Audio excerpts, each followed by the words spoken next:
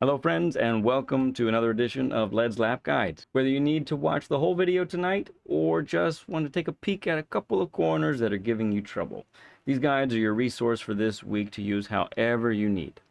As always, we'll be using our very own Apex visualizer to provide us with that helpful overhead view that can give us that extra edge when trying to corner. These two combinations this week, honestly, they are really fun. Brands Hatch Indy Circuit with Group 4 cars is a real treat. Remember, this happened a while back last year, and it was a blast then. Only difference is this year, you don't have that mandatory pit stop, which I kind of miss because you can get out of traffic with that. But honestly, after doing some races tonight, I had a really good time. Group 3 at Willow Springs, I think, is a welcome surprise. Not something we've seen before that I can remember. Just watch out for that sand. It's everywhere, and it will try to suck your soul right out of you. Or it'll at least try to pull your car off the track. Without further delay, let's see how we break down these corners. Point right here. I really recommend +5 brake balance to the rear. With these faster, longer sweeping corners, we're really looking at a really high desire, high need to get the back end of the car around. And so that's going to get the car pointed sooner, and that's going to get you on the throttle sooner. So the weight really needs to be transferred quite quickly for this one, because we want to be on the throttle before the apex, okay? So let's check out the visualizer. Let's go ahead and pull it up here. But just pay attention to our racing line here is the idea. So, so this is really the entrance that we're looking for. We're trying to get a lot of the turn done ahead of time. And you see how the apex is late. It's way over here. You often think, oh, 90 degree, apex is probably in the middle. Well, that's not the case. The apex is late. And so you're decelerating up until about here, and honestly, you actually want to be on the throttle at the middle of the turn, okay? But still tightening to the apex as you do it. And if you do that just right, you're going to make the turn on the exit here every time, and it's going to be quick. It really is. So what that looks like on the actual track, and you can see how even in the game it shows how that driving marker, the middle one there, shows where the apex is. That's kind of what we're going for. So we're dropping down to 4th gear from 5th, braking in, getting the weight transferred, and we're on the throttle now, exiting in 4th. Watch for how the car tracks out wide, and that'll get you set up. Okay, so for this right here, this is a corner that not only is this a corner that trips people up, but it's a corner is found throughout the game in different racetracks, and so you really want to be able to get this just right. So how do we attack a corner like this, which is, as you look at it there, it's overall it's over 180 degrees and it's fast, right? There's not a big braking zone and that kind of thing. So what we're going to do this is we're going to treat it like a double apex. Imagine the car is very small, okay? In this scenario, car is very small, and you see how we're going to dive through the first apex, get the car wide. If you watched our lap guides for long enough, you understand, you know what I'm about to say. The key for a double apex is where you're going to be at your slowest. And so where you're going to be at your slowest is right in this area here. That's what you're going for, the sides here. So the reality is that this is considering this a braking zone, but we can't ignore the colors for this situation, because what this really is you're diving in and you're decelerating through the first apex. So in order to be at your slowest here, you need to be decelerating all the way through this. That's the idea, okay? So what that looks like on the actual track. So accelerating, turning right at this turning point, decelerating through. So you're basically lifting through this part, still lifting. It may, if you come in a little hotter, go ahead and dab the brake, but I mean like minimally. So you're tracking out wide, and right here is about where you're at your slowest. Now, I don't know about other cars, if you're using other cars, but the BRZ seems to be at the 110 mark. Decelerate to 110, get to 110 about in the middle of this corner, and then floor it. And I mean floor it. Through this part, you'll have to feel that understeer. The car seems to, with the downforce, the car seems to forgive some understeer. So if you're starting with understeer, go ahead and continue to pull that steering wheel to the right or the left, whichever corner you're going. I think mainly in these two right-handers. Continue to do that. Wait for it, and it'll stop understeering. It may require you to open the steering up a little bit, but that's the idea. For this corner, it's just beyond 90 degrees, and it's on a pretty significant uphill actually. So what we're looking at here is basically a quick dab of the brakes. Quick dab, never 100% braking through this part. Get up to maybe 50%, and then gradually trail brake off. And because of the camber of the corner, it'll really like turn the car well, especially if you have brake balance to +5 to the rear. Now, the exit of this corner, the fastest in the world are exiting in third. Me personally, I can barely control this car in third gear exiting in most of these corners. So I've been exiting in fourth. I downshift to third for this section here, and about right here, I'm back up to fourth, and I'm planning to be on the throttle right here. And this is also where I need to straighten the steering wheel. This car will punish you with power oversteer if you're turning too much. So don't do that. What that looks like on the actual track is like this. So we're braking from fourth to third. We're letting the car trail brake in, and then up to fourth right about here. Okay? And then we're accelerating in fourth and trying to keep it straight as possible, straight to this other apex. Okay, so this corner, we're gonna treat it like one long corner. And if you look at it, it's basically almost 180 degrees. So this is how we're gonna treat it, okay?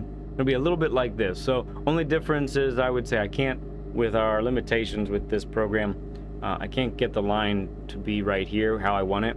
So you're gonna brake right as you get into this vicinity here, and we'll see what that looks like on the track in the moment. But go ahead and track out wide in third gear. Wait for the car to turn. Now, if you're really good and can handle the power, go ahead and get in third and exit in third. But if you're like me and you're having a little bit of trouble, there is tons of power in fourth gear also.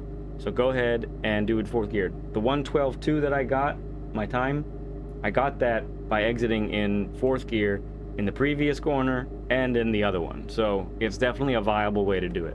What that looks like on the actual track. So coming through here, trying to keep the car straight, braking, getting the car to roll, up to fourth gear if that's your goal, and then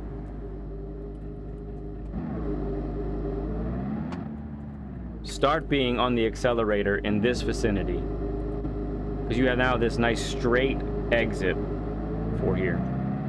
All right, so we are trying to widen our entrance as much as possible, because look, after this turn is a long flat out section, the longest flat out section I think on the whole track. Yeah, definitely. Getting on the throttle early is of the utmost importance for this part. So go ahead and make sure that you're getting as wide as possible. Get the car turned, which admittedly is difficult, but with the apex being a little bit on the outer side, on the other end of the corner, trying to get on the throttle in this area here will be very helpful. That means you're going to need to cut some speed when you do that, but it's worth it. I think if you're in the BRZ, I think you need to be like 85, 86 miles per hour. It might even be able to handle 87. You don't want to cut too much speed. So it's a really delicate balance. What that looks like on the actual track. So if you're going to do this and keep wide, go ahead and put it all the way over there. Use third gear for rotation, and then back up to fourth right here, and plan to be on the throttle at this point, okay?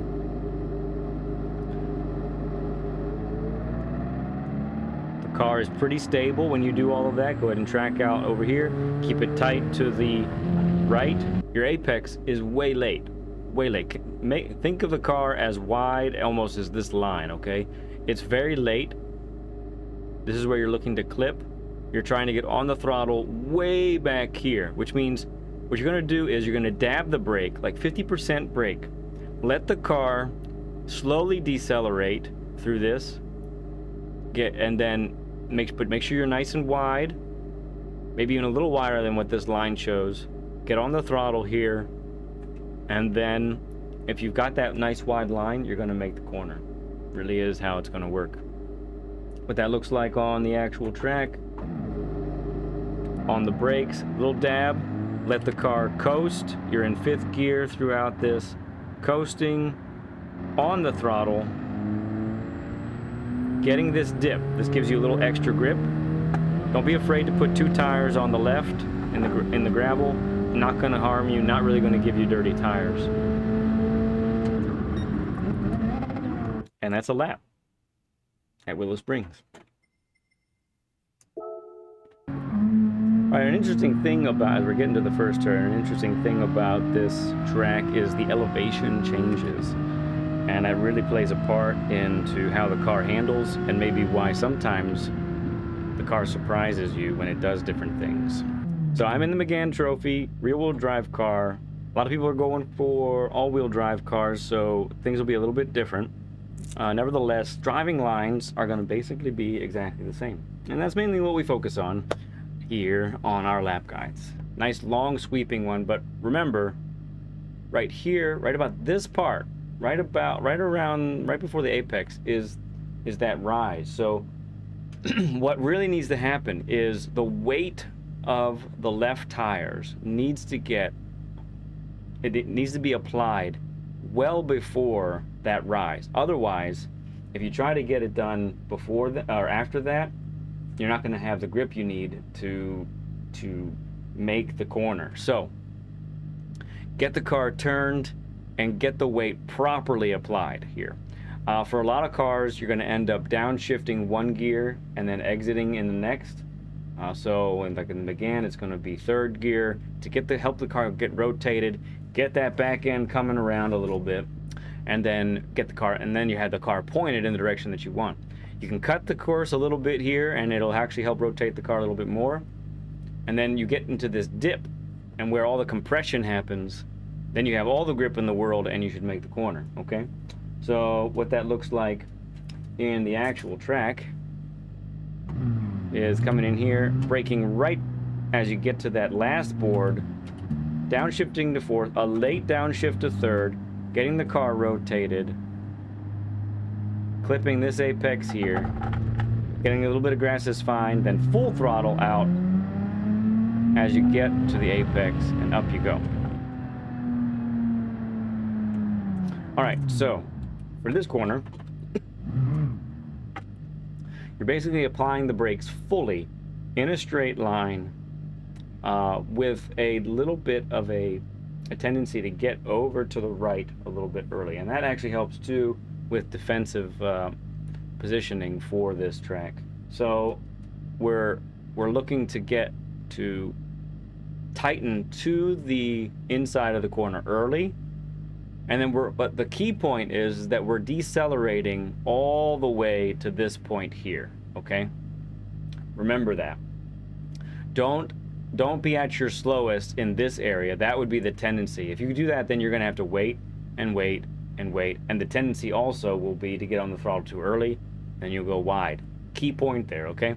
So decelerate, using braking, using trail braking, decelerate all the way around this corner, so that you can smash onto the throttle in this vicinity here and then come out and make the corner, okay? So what that looks like on the actual track is decelerating through here, down to 3rd, right about here, down to 2nd, continuing to turn, and then right here, right at this point, is where you're gonna at least start being on the throttle. If you're in an all-wheel drive car, you can probably mash it, and it's gonna work fine. With this rear-wheel drive car, you might have to feather it a little bit and then get fully on it after that. All right, so with this one, braking point is right about here, right? Just a little bit before you get to the curb. You're gonna brake and apply the steering to the left at kind of almost the same time, and maybe even a little bit violently, okay? In the actual visualizer, just slightly open, just beyond 90 degrees, and it's a little bit tighter, so we're gonna look at it like this. And this is a good explanation of how we're trying to get it done. So get the car braking, get it turning, get the car pointed in the direction that you're looking for, and then out you go. Like, try to get on the throttle before you actually clip the apex. If you do that, you'll carry great speed through the rest of the section, and it's gonna really bring your time down, okay? You're probably in fourth, come down to third, you're braking, and you're getting the car rotated just like this. So ideally, getting on the throttle right here. Sometimes it takes a little bit to get that car rotated some more, so if you end up getting on the throttle here, that's okay too. What you really want to avoid is having to wait for the car to turn so much that you're not on the throttle till here or even beyond. That's going to be very slow if you do that. Even though this is not a braking zone, we really need to make sure we nail this just right. Now, some cars are going to handle the bumps through here better than others. The Megane does not handle the bumps well in the least. So, but still, the lines are essentially the same. As you get to just about the end of the grading where the grass is gone, as you get to the end of that, you're turning and you're still full throttle. Okay, full throttle as long as you have got the car pointed just like this, okay? You lift in this vicinity so that you don't go too wide. If your car can handle the bump, go ahead and take all of this curve. If your car can't handle the bump, take only minimal amounts of it. Straighten through here, and then you're braking as you hit this curb right here, okay? Now, hitting the brakes pretty hard, maybe 80-90%, probably not fully, and then we're immediately trail braking, okay? And by trail braking, what we're trying to do is to keep it tight, nice and tight. Really, if you end up out here on the track for this part, you're just going to end up losing time. So that's probably no good. So trail braking, downshifting and trail braking are going to be what keeps you tight. So you're in fourth gear, likely, down to third. If you're in the Megane, once you're still decelerating through here and you do an extra downshift a second, and it's a thing of beauty how that gear really takes you to the corner.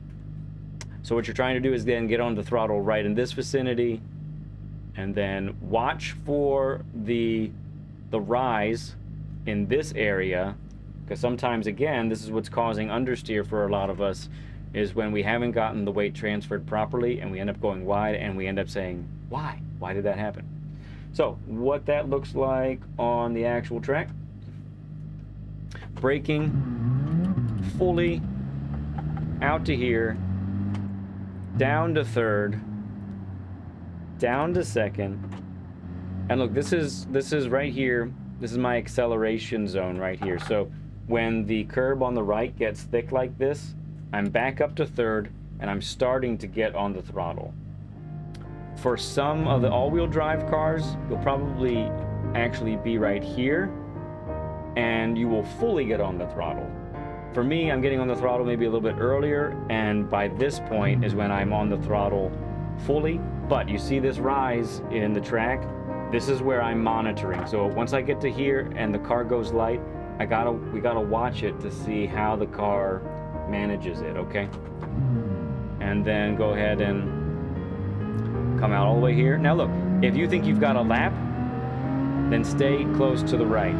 If you know the lap is no good, stay over to the left, because if you try to get a great time and it's not even worth it because it's not going to be better, then you have to wait. You have to get all the way over here, and now the car's actually, the weight is kind of messed up and there's really no way to get a good time. And that's a lap guide at Brad's Hatch Indy Circuit. And that will do it for this edition of Led's Lap Guides. Feel free to give this video a like and subscribe if you haven't already, so you can stay up to date on all the live streams, shorts, and videos that we put out on a regular basis. We'll see you later, friends.